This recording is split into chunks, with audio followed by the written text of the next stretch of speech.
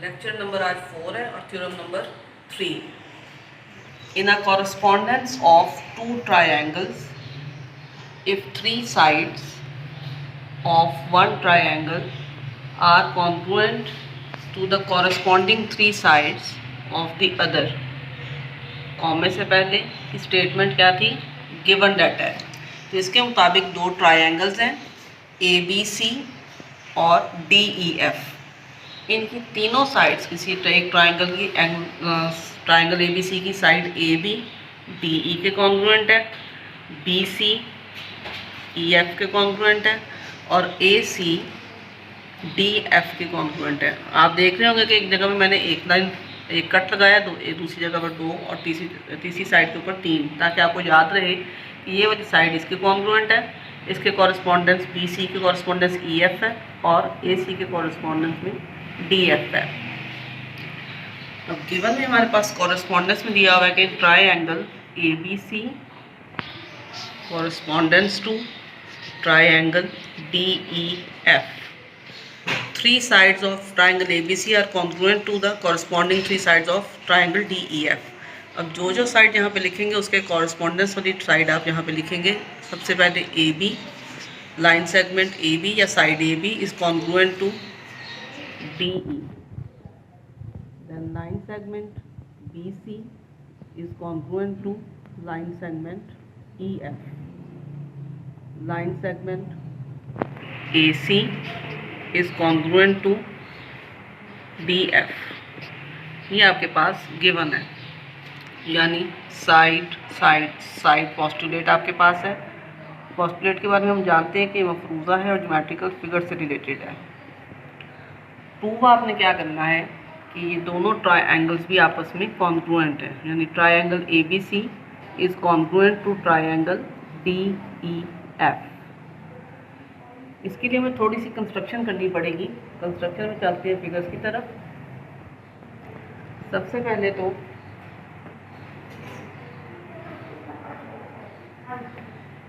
हम पहले सपोज करते हैं कि EF is not smaller than other two sides of the triangle.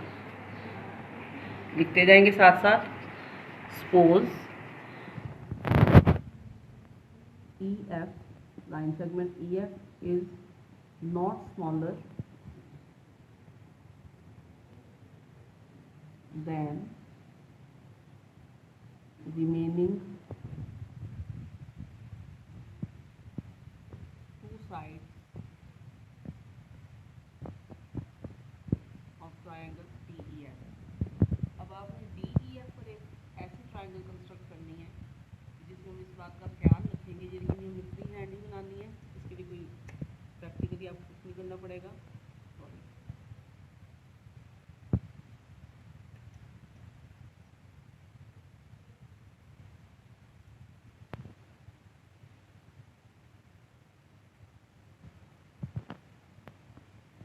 थोड़ा सा आप ठीक तरीके से कर लीजिएगा। ये EF समझ लें, यहाँ पर DEF एज कर लीजिए जी।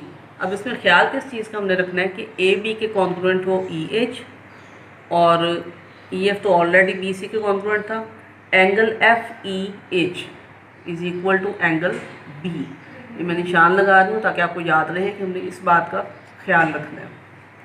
लिखेंगे on EF side EF construct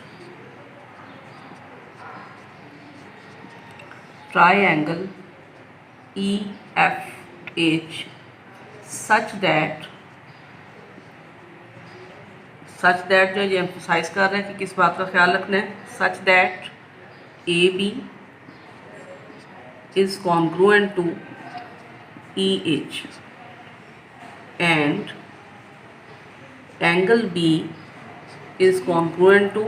अब यहाँ पर मैं एंगल का नाम E इसलिए नहीं लिखूँगी क्योंकि E के ऊपर दो एंगल बन रहे हैं। पॉइंट E पर ऊपर भी वाली ट्रायंगल में भी एक एंगल बन रहा है, नीचे भी बन रहा है। तो इसको क्लियर करने के लिए मैं इसका पूरा नाम लिखूंगी FEH। क्लियर। उसके अलावा D को मिलाएंगे H से, क्योंकि ये कंस्ट्रक्शन है इसलिए आप इसको डॉटेड लाइन से भी शो कर सकते हैं। बल्कि आप किया करें क्योंकि आपने बताना होता है कि ये कंस्ट्रक्शन है तो इसको प्रोमिनेंट होना चाहिए। अब डी को एच से जॉइन करेंगे तो यहाँ पर आपको कुछ एंगल्स बनेंगे 1 2 3 और 4। मैंने नोइंगली यहाँ पर 1 और 2 नहीं लिखा क्योंकि बुक में 1 2 3 4 ऐसे लिखा हुआ है। मैंने नोइंगली इसको चेंज किया है 1 2 3 4।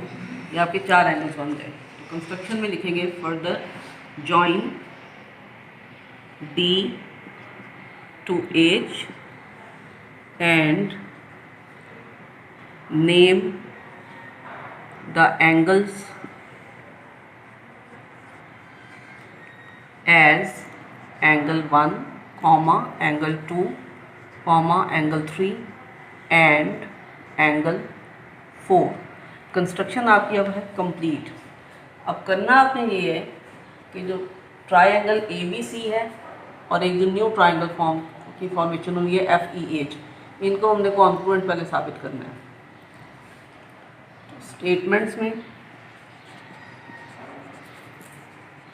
स्टेटमेंट्स और रीजंस। स्टेटमेंट्स में सबसे पहले कॉरेस्पॉन्डेंस लेंगे। Correspondence triangle ABC and triangle EFH।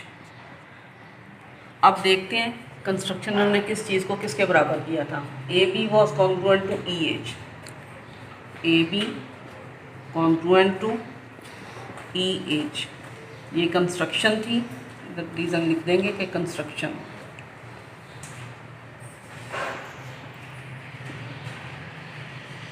अगर कहीं पे आपको स्पेलिंग समझना आए तो प्लीज़ मेरे वर्ड्स पर गौर कीजिएगा, स्पेलिंग आप ठीक कर सकते हो। AB is congruent to EH।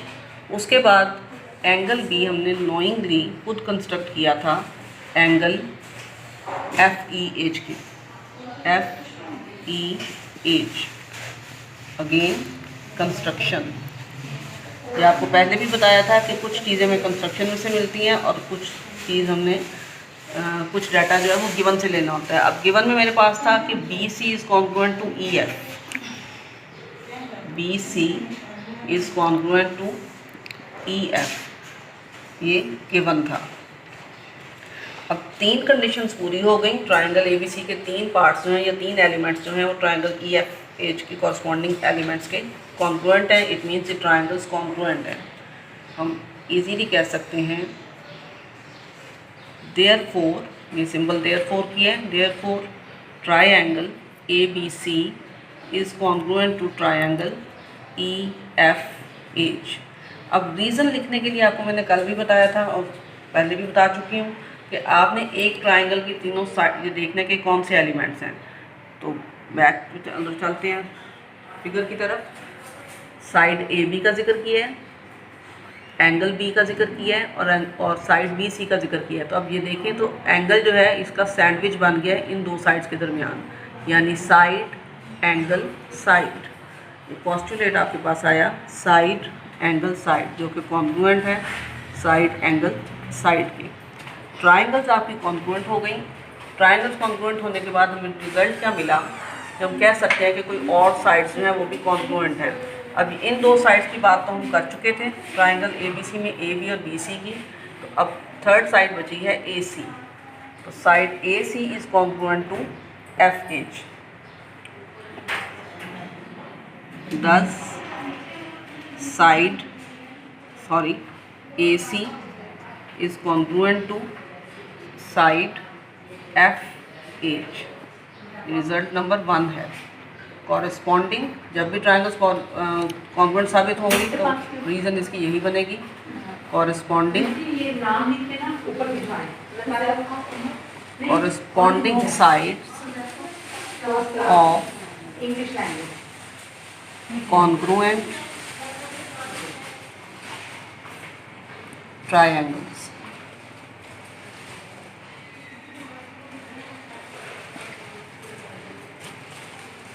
But यहाँ पे बट सब की एंट्री होगी। बट हमें क्या पता था कि AC was congruent to DF।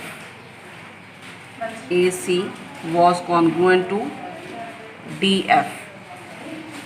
It was given. अब नंबर 1 और 2 से हम इस रिजल्ट पे पहुंचे। आपको याद होगा बेसिक अजम्पशन नहीं है कि डायरेक्ट आप एज्यूम कर लेते हैं। हम सिंपली कह सकते हैं कि AC अगर FH के कॉन्ग्रुएंट है और AC DF के कॉन्ग्रुएंट है तो इट मीन्स FH और DF भी आपस में कॉन्ग्रुएंट है, क्योंकि दोनों के दोनों AC के कॉन्ग्रुएंट हैं। तो लिखते हैं DF is congruent to FH from 1 and 2। First और सेकंड स्टेटमेंट के मुताबिक ये दोनों कॉन्ग्रुएंट हैं। अब आते हैं न्यूली जो फॉर्म आपकी ट्रायंगल है। एक और एंगल से देखें तो ट्रायंगल DFH भी है एक। इस लिहाज से देखें कंस्ट्रक्शन में तो ये आपके DFH भी एक ट्रायंगल है। इन ट्रायंगल DFH, अब इस अकेली ट्रायंगल में देखें तो अभी हमने साबित किया है कि DF जो है वो FH के कॉन्ग्रुएंट है, यानी ये वाली साइड इसके कॉन्ग्रुएंट है। ठीक, अगर ये दोनों साइड्स कॉन्ग्रुएंट हैं तो याद होगा आपको कि लास्ट थ्योरम में हमने ये बात प्रूव की थी कि अगर किसी ट्रायंगल की दो एंगल्स कॉन्ग्रुएंट हो तो उनकी ऑपोजिट साइड्स कॉन्ग्रुएंट होती हैं। और उसकी क्रॉलरी क्या थी कि अगर किसी ट्रायंगल की दो साइड्स कॉन्ग्रुएंट हो तो इनके ऑपोजिट एंगल्स भी कॉन्ग्रुएंट होते हैं। तो इसी प्रॉपर्टी को हम यूज़ करेंगे कि ट्रायंगल DEF में अगर साइड FH के कॉन्ग्रुएंट है तो FH साइड की ऑपोजिट एंगल है 3 और DF साइड का ऑपोजिट एंगल है 4। हम लिखेंगे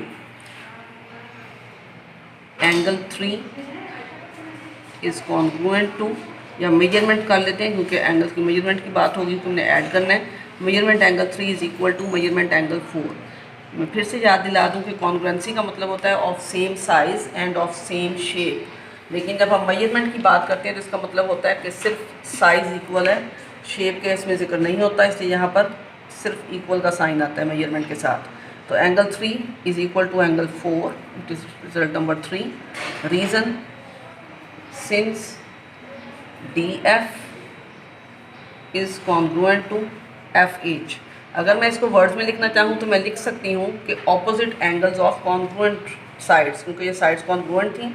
तो अगर मैं वर्ड्स में लिखना चाहूँ तो यहाँ पे लिख सकती हूँ कि ऑपोजिट एंगल्स, क्योंकि ये दोनों एंगल्स हैं, opposite angles of congruent sides. किसी और थ्योरम में मैं इस तरीके से भी लिख लूँगी, तो ये दोनों चीज़ें सेम हैं। सिमिलरली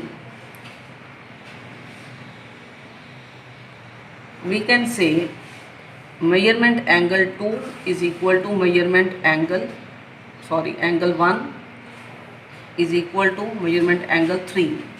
वापस चलते हैं फिगर की तरफ। मैंने सिमिलरिटी का वर्ड यूज़ किया, यानी इसी तरह जिस तरह के इसको प्रूव किया हम इसको भी प्रूव कर सकते हैं, क्योंकि साइड EH जो है वो AB के कॉन्ग्रुएंट है और ED जो है वो भी AB के कॉन्ग्रुएंट थे गिवन के मुताबिक। इसका मतलब है कि ये दोनों साइड्स भी कॉन्ग्रुएंट थी और ये ट्रायंगल के अंदर भी दो साइड्स अगर कॉन्ग्रुएंट हैं तो इनके ऑपोजिट एंगल्स भी कॉन्ग्रुएंट होते हैं। सिमिलरली लिख लिया है, इसलिए मुझे इधर रीज़न लिखने की अब ज़रूरत नहीं है, but it is result number 4। अब मैं इनको ऐड करूँगी, सॉरी ये मैंने इधर गलत लिखा है, 1 इज़ कॉन्ग्रुएंट टू 2 है।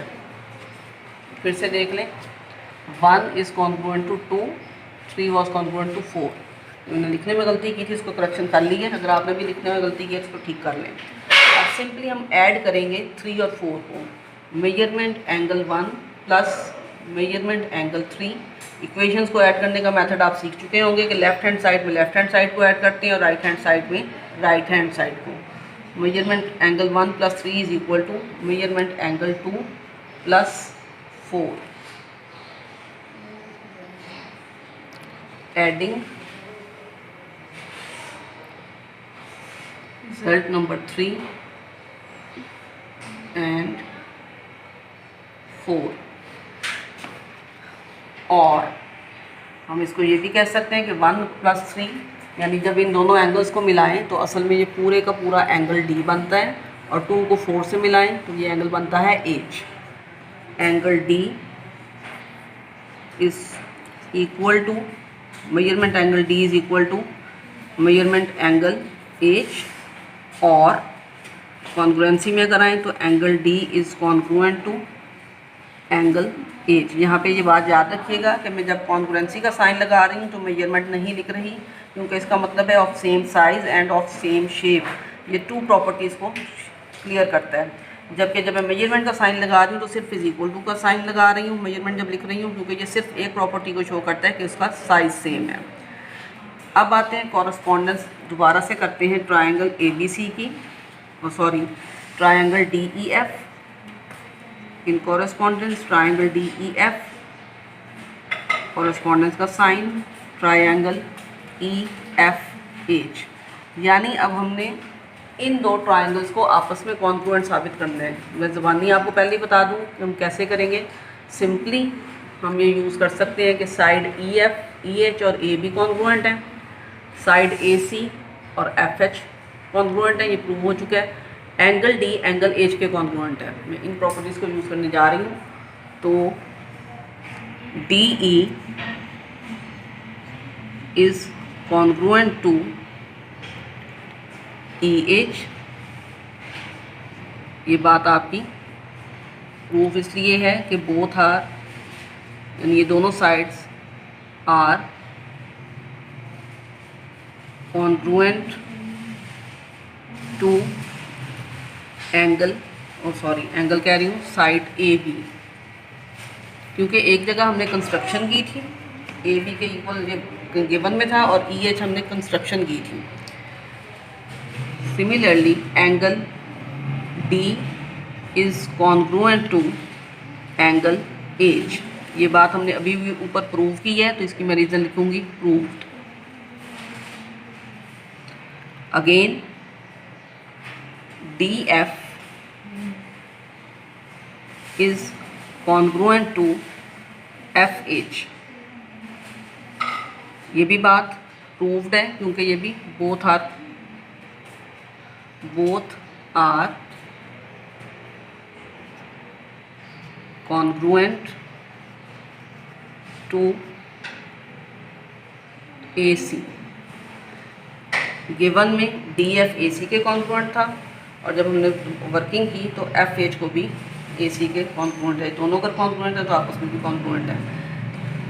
नाउ तीन कंडीशन फिर पूरी हो गई। इसका मतलब है कि जिनकी कॉरेस्पॉन्डेंस की जा रही थी वो दोनों ट्राइंगल्स DEF और ट्राइंगल EFH कॉन्ग्रुएंट हैं। अब इनकी रीज़न क्या बनी? साइड एंगल साइड, ये रीज़न इसकी तरह है, side angle side congruent to side angle side. ये रिज़ल्ट नंबर है आपके पास 5, रिज़ल्ट नंबर 5 की रीज़न है। लेकिन आप प्रूव कर चुके हैं कि triangle ABC is congruent to EFH। ABC is congruent to triangle EFH। Number 6 है, ये बात प्रूव हो चुकी है ऊपर। फिर से देख लें, ये बात ऊपर हम प्रूव कर चुके हैं। ठीक, अब यहाँ पर हम कह रहे हैं कि ABC इसके कॉन्ग्रुएंट है, और यहाँ कह रहे हैं कि EFH जो है वो DEF के कॉन्ग्रुएंट है। अगेन इसका यही मतलब है कि DEF और ABC भी कॉन्ग्रुएंट हैं। दस triangle ABC is congruent to triangle DEF, और यही बात आपने प्रूव करनी थी। रीज़न इसकी बनेगी फ्रॉम 5 and 6। Thank you.